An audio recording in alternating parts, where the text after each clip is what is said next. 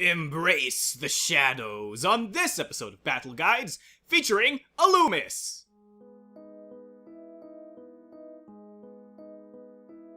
Alumis is a brawler with powerful effects and amazing hit confirm. However, that all comes at the cost of being slightly positioning reliant, being somewhat predictable, as well as having a generally weak unique base.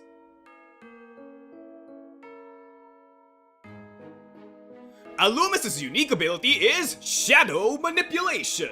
Shadow Manipulation essentially says that at the start of the game, Alumis places a shadow marker underneath the opponent's space. And then whenever the opponent moves in such a way that they are no longer on or adjacent to the shadow marker, the marker then moves until it is adjacent to that opponent. So say that the marker is underneath your opponent, and the opponent decides to drive and advance 2 spaces. This means that after advancing 2 spaces, the marker will realize, hey, the guy's no longer adjacent to me. So he'll move, and now he'll be adjacent to the opponent. This unique ability actually does absolutely nothing, because a lot of Alumis' interactions with her shadow marker come from her styles. Therefore, this unique ability actually really has no interesting mechanics or tips on it. In fact, most of the time, you just have to understand that certain movement effects will move your marker in different ways. If the opponent advances, the marker usually ends up behind them, and if your opponent retreats, the marker usually ends up in front of them. Knowing this specific heuristic is very important when playing Alumis, because a lot of her cards are dependent on whether the opponent is on, behind, or in front of the shadow marker. This is very important, and I suggest you remember it very well.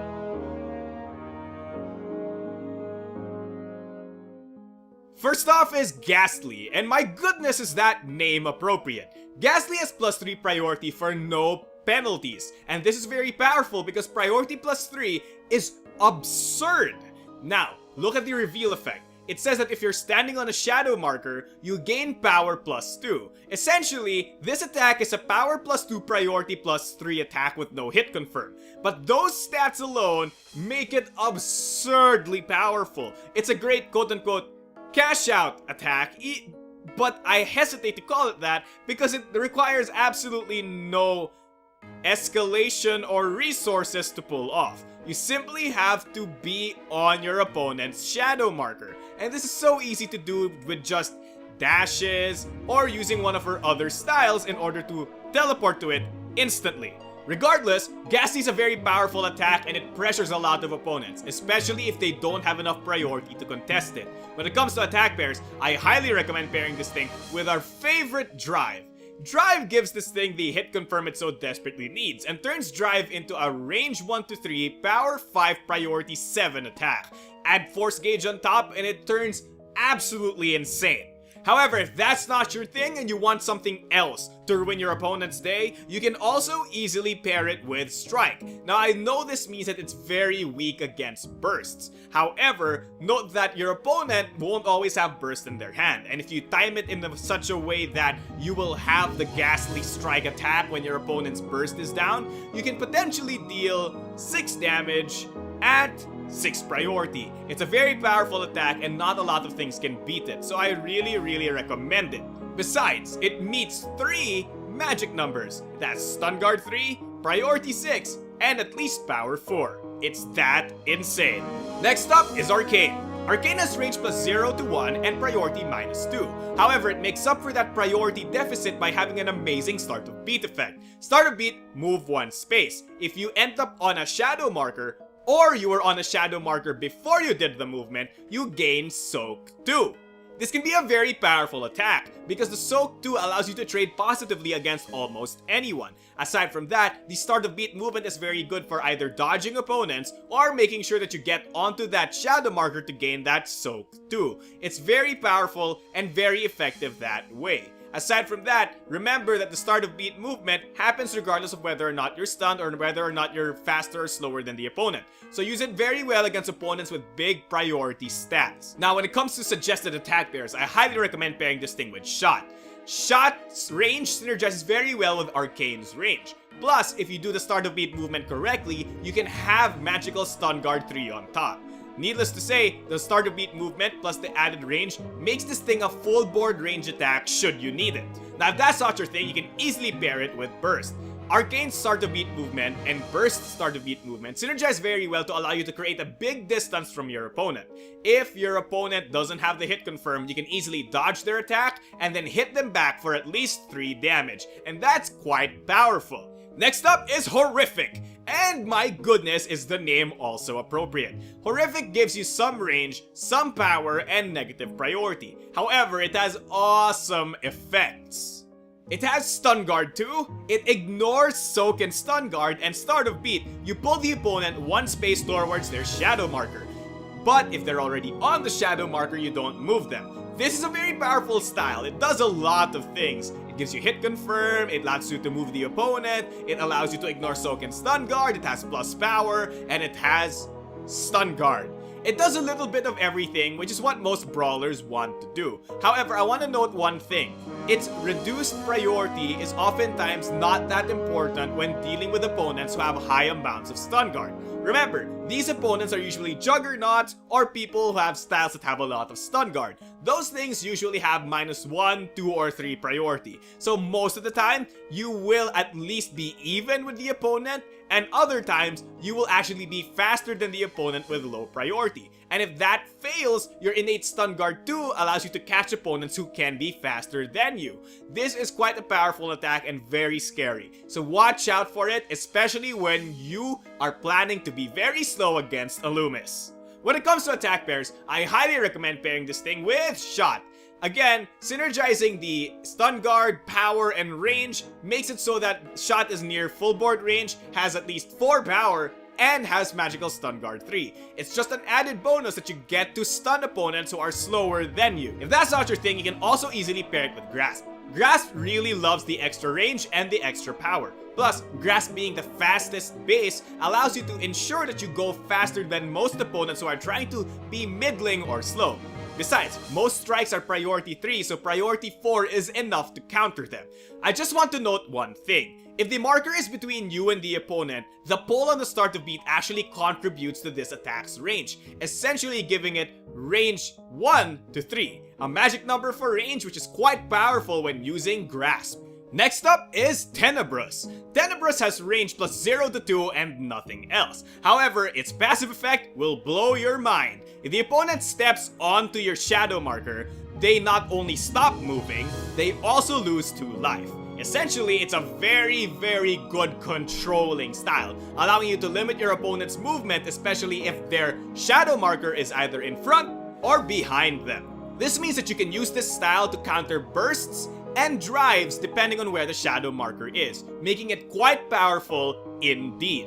Now when it comes to attack pairs, I highly recommend pairing this thing with Strike and Grasp because it gives them the hit confirm they so desperately need. Plus, as an extra interaction, Grasp allows you to put people onto your shadow markers and then make them lose that 2 life, essentially giving you a 4 power attack that goes at 5 priority. It's quite powerful. Next up is Sinister. Sinister has range plus 1 to 3 and nothing else. However, it has 2 awesome triggered effects. Number 1, start of beat you retreat 2 spaces. Essentially, it gives you a second burst, allowing you to dodge many opponents' attacks that don't have magical range 1 to 3. Plus, if you add burst on top, it allows you to essentially disengage to the opposite end of the board. That's quite powerful. However, its on-hit effect is also quite good. On hit, you may move directly to an unoccupied shadow marker. This essentially means that you'll retreat, hit the opponent, and then teleport back into their face. This can be quite powerful for setting up your Ghastly because you will be on the shadow marker, allowing you to activate Ghastly's reveal effect of power plus 2. It's quite powerful, good for setup, good for dodging, and just good for overall positioning. Note that the on-hit effect is optional, saying may. So if the opponent is a pure dedicated melee character that you can't fight against, you can easily stay at range and pot shot them from there. When it comes to attack pairs, I highly recommend this thing with Burst. Again, synergizing this with Burst allows you to disengage into full board range. It's quite insane. However, if that's not your thing, you can also easily pair it with Strike. Strike benefits a lot from the added range, plus the start of beat movement effect essentially turns it into a pseudo burst, allowing you to dodge most opponents who don't have enough hit confirm. And if they do still hit you while you're far away, Strike's stun guard will be more than enough to run through the attack and still hit them for at least 4 damage. And finally, we have your unique base, Dread. Dread has range X, power 3, priority 4. It has one awesome triggered effect in that it allows you to pull the opponent 1 space. Then its range is all the spaces between you and the shadow marker. This essentially means that this attack will only hit if the opponent was standing on their shadow marker or the shadow marker is behind them. Because the pull effect allows you to pull them, even if they're standing on it, it will make the shadow marker behind them. This attack might seem initially very powerful, but it's actually not that consistent, because Burst most of the time will counter this attack regardless of what you do, simply because your opponent can just burst 2 spaces back and they'll either be too far away from the marker or just near enough so that even if you pull them, they'll land on the marker, and that's not in range of this attack. So this attack can be very powerful when your opponent doesn't burst. In all other situations, it's quite effective and deals at least 3 damage at some decent range. It's quite good indeed. However, as I've said, it's not necessarily the most powerful unique base. Most of the time, you'll find that this card is dead in your hand, especially if your opponent can burst quite often. So just watch out and try to find a way to cycle this attack to get the most out of it. Now when it comes to attack pairs, I highly recommend pairing this thing with Sinister. Sinister allows you to retreat, making it so that opponents have to advance on you to get a hit in. So if they do advance in, it allows you to put them in range of your Dread's attack, which is very good. However, I also recommend pairing it with Tenebrous. Tenebrous is very interesting because it allows you to stop your opponent dead in their tracks on the marker. As long as they end up landing on the marker, the before activating allows you to pull them into range of this attack. It's quite powerful, especially as a counter to your opponent's burst. Alumis' 2 overdrive finishers are Apothic Terror and Umbral Vice. Apothic Terror is a short-range, high-power, medium-priority overdrive finisher that has stun guards 3. However, the very interesting thing about it is that its range is calculated from your shadow marker. This means that it will always hit the opponent so long as they're not standing directly on top of the shadow marker. This is a very powerful attack because it's essentially pseudo full board range and deals a lot of damage and has magical stun guard 3 and has some decent priority. If your opponent doesn't have a lot of power or doesn't have a lot of priority, this can be quite powerful and quite devastating, dealing 7 damage, which is around half somebody's life points. It's quite powerful and quite effective and can catch many people off guard, especially if they're too worried about all of your other styles to care about what your overdrive finisher is doing. However, if that's not your thing, you can also easily use Umbral Vice. Umbral Vice is range 1 to 5, power 7, priority 1, and it has a very interesting passive effect. It essentially says that opponents can't make moves that will cause their shadow marker to move. This essentially means that you can't move more than 2 spaces, because if you're standing on the shadow marker, the most you can move is 1. Because if you try to move again, that would cause the shadow marker to move. This is a very powerful attack if your opponent relies on movement for their hit confirm. Because if they can't advance or retreat very well, they will get stuck, not hit you, and then eat 7 damage. Of course, this is way less consistent than Apothic Terror. However, it's way more powerful in select matchups. So use it then. Now it comes to the Force Gauge, Special Action Overloads, and Pulse. Alumis has a fun time with all of it. Because she's a brawler, the overloads from the Force Gauge are quite useful, allowing her to break some stun guard points because she has a lot of styles that have stun guard too. Or it allows her to break certain priority points because it allows her to make something like Horrific a positive priority attack instead of a negative priority attack. Of course, she also loves it when the opponent antis their stun guard or soak and then hits them with a Horrific, ignoring all of that entirely. A lot of Alumis' kit allows her to quote-unquote counter a lot of the opponent's force gauge antis, making it so that she pressures them into either antiing or not, and sometimes it can result in them losing a lot of resources. Alumis loves the stats. Because she's a brawler, it's that simple. Now when it comes to using switch special action, it's quite interesting. A lot of Illumis' styles are actually quite powerful, as such is the case with most brawlers. So when you're using your dash, you rarely want to use any of your styles with dash. Here comes Switch, allowing you to easily pair dash with something that not only gives you more styles to play next beat, it also gives you extra force. It's that simple. Now when it comes to using Pulse, Alumis has a fun time. She's a very positioning reliant character, and she really cares about where she is in relation to the shadow marker or where the opponent is in relation to the shadow marker. Moving herself with Pulse is quite powerful because it allows her to set up for a Ghastly.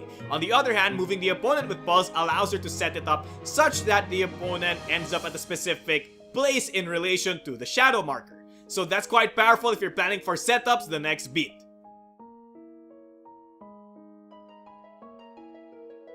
Now let's move on to the part that everybody loves, Illumise Advanced Strategies and Combos. Illumise Advanced Strategies can be summarized into 3 simple points. Number 1, you're not a keep away character. You're a brawler, keep that in your mindset. Therefore, as Illumise, it's not about keeping your distance from the opponent and maintaining that distance. It's all about using your marker, positioning effects, and powerful styles to mess with your opponent's weaknesses. Sure, if the opponent has low hit confirm, then fine, play keep away. Use those Sinisters to get away, use those Tenebrous to prevent their advances. That's absolutely okay. However, if the opponent's a keep away character, you won't be able to keep up with their keep away.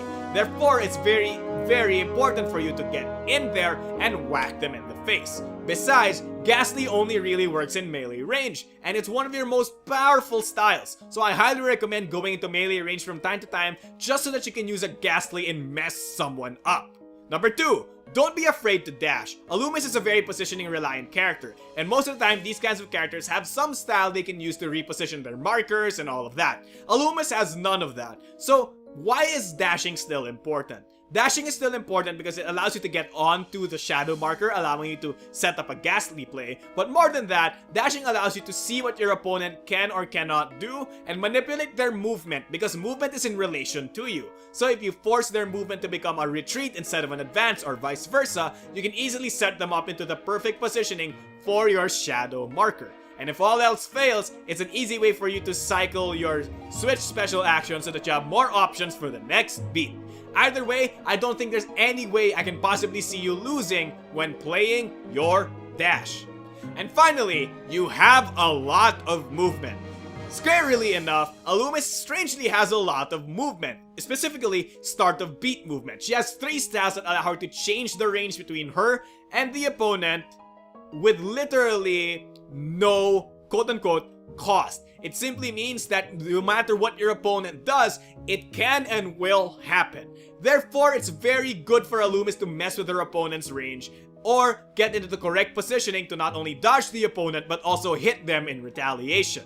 Therefore, you have to use these start to beat movements when you can. They're quite powerful even if they don't seem like it, even if they're only minuscule. Because if opponents require specific ranges from you to be able to attack, you can easily finagle with that range and then make them miss while hitting them back in retaliation. This also means that Alumis is one of the few characters who isn't a quote-unquote sitting duck when she loses her burst, because she essentially has 3 other bursts in her kit, meaning that opponents can almost never reliably play range 1 attacks against Alumis, even if they've cornered her, because she has a corner cross as well.